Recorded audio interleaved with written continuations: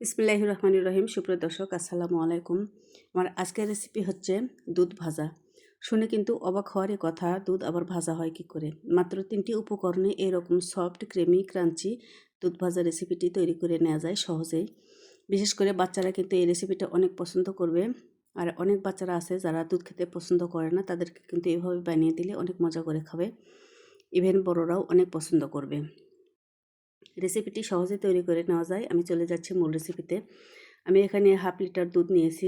গরুর দুধ আছে, আপনারা চাইলে কিন্তু গুঁড়ার দুধ দিয়েও রেসিপিটি তৈরি করে নিতে পারবেন। আমি এখানে কর্নফ্লাওয়ার নিয়েছি 4 টেবিল চামচ, আর চিনি নিয়েছি আমি 2 টেবিল চামচের মতো। মিষ্টিটা যার যার পছন্দ করেন কম বেশি করে নিতে পারবেন।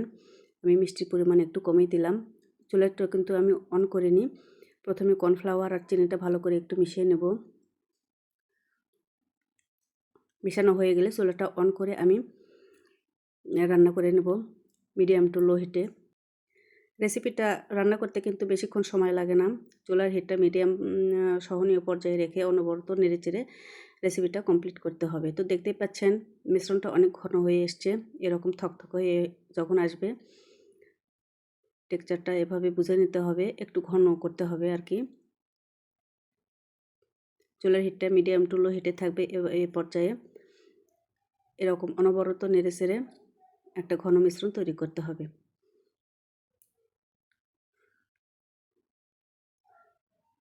এভাবে নাড়তে নাড়তে যখন বুঝতে পারবেন যে মোটা মোটা একটা ফোঁটা ফোঁটা টেক্সচার আসছে উপরে, যেটা ভিডিওতে দেখা যাচ্ছে, সে পর্যায়ে আপনার মিশ্রণটা পারফেক্ট ধরে নিতে হবে।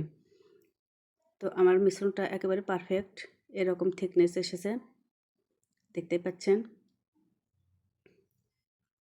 এরকম, যেটা ভিডিওতে দেখা যাচ্ছে। এরকম লোক আসা পর্যন্ত আমি চুলাটা অন করে একটা পাত্রে ট্রান্সফার করে নিচ্ছি। আগে থেকে পাত্রটা আমি একটা পেপার লাগিয়ে নিয়েছি তেল ব্রাশ করে, আর মিশ্রণগুলো দিয়ে ভালো করে সেট হতে দেব।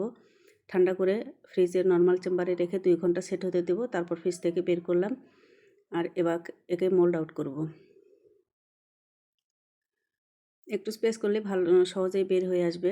যাই হোক, কাগজটা উপর থেকে তুলে নিয়ে আমি দুধের এই পুডিংটাকে পিসেস করে কেটে নেব। এখানে যার যা পছন্দ যেরকম ইচ্ছা কেটে নিতে পারবেন। তো আমি প্রথমে লম্বা টাইপের একটা করে কেটে নিচ্ছি, আর কাটা হয়ে গেলে আমি মাঝখান থেকে নিয়ে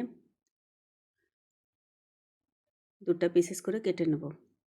তো এভাবে করে সবগুলো আমি কেটে নিচ্ছি। সহজেই কিন্তু কেটে নেওয়া যাবে। আর দেখতে পাচ্ছেন অনেক স্মুথ কিন্তু টেক্সচারটা, সফট। এভাবে করে আমি আর একটা করে পিসেস করে নিচ্ছি। সবগুলো আমার পিসেস করে নেওয়া হয়ে গেছে। এবার আমি কোটিং করে নেব। আমি একটা ডিম ফেটিয়ে নিয়েছি। কোটিং করার সুবিধার্থে আমি ডিমটা ব্লেন্ডারে ফেটিয়ে নিয়েছি, ময়দা নিয়েছি, আর ব্রেড ক্রাম্বস নিয়েছি।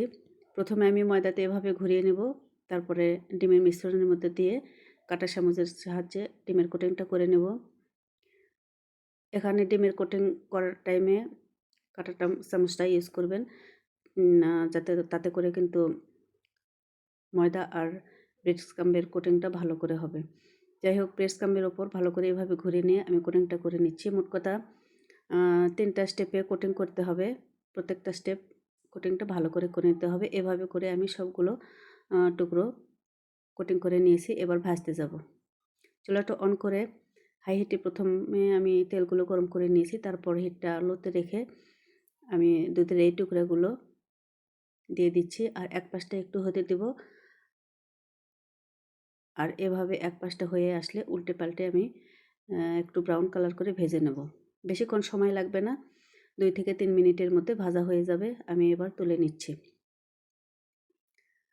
তো এভাবে করে সবগুলো দুধের টুকরা আমি তুলে নিলাম, ভেজে নেব আর কি। আমার সবগুলো দুধের টুকরা ভেজে নেওয়া হয়ে গেছে। তো তৈরি হয়ে গেল অনেক মজাদার একটা রেসিপি, দুধ ভাজা। খেতে কিন্তু মাশাআল্লাহ অনেক মজার। আমি কিন্তু ফার্স্ট টাইম ট্রাই করেছি। আমি কিন্তু আগে কোনো দিন এই রেসিপিটা ট্রাই করিনি। আর আমার বিশ্বাস আপনাদেরও ভালো লাগবে। এভাবে একবার রেসিপিটা তৈরি করে নেবেন। ছোট থেকে বড় সবাই অনেক পছন্দ করবে। তো দর্শক, আমার আজকের ভিডিওটি কেমন লাগলো? সবাই অনেক অনেক ভালো থাকুন।